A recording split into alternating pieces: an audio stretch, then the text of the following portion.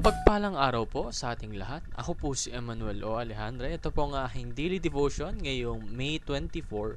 And para sa ngayong araw, ating pag-uusapan kung masyado ka na bang komportable.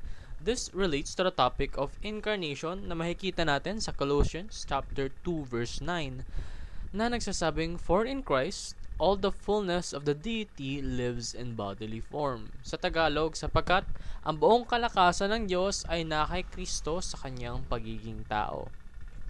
Because the incarnation proves Christ's sacrificial love, sacrificial giving, and sacrificial service.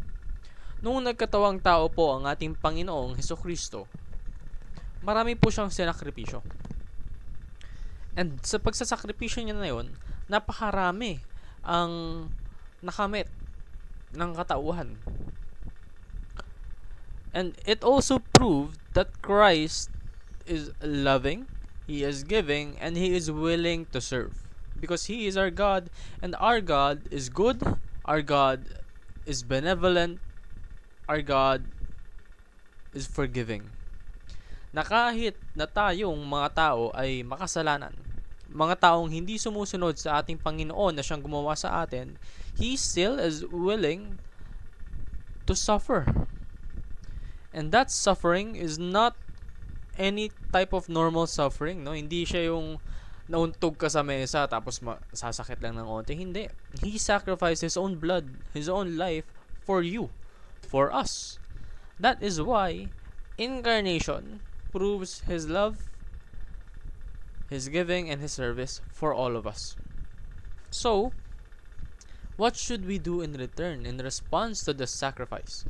We should love Jesus with every fiber of our being. Kasi kung wala si Jesus, the wages of sin is death, and we will just die.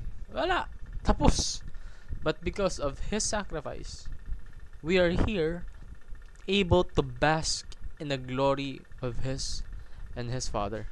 So, lay down your comfort in order to serve. Huwag kang masyadong makampante. Dahil ang Diyos hindi nagpakampante nung ikaw yung nangangailangan. So you should do everything you can in order to serve Him. Live the sacrificial, incarnational life of Jesus. Na kung saan binigay niyang lahat para sa inyo. Para sa atin. So ibigay mo rin ang lahat para sa Kanya. Yun lamang po ang aking daily devotion. Maraming salamat sa pakikinig. Pagpalain po tayong lahat, and let us all give glory to God.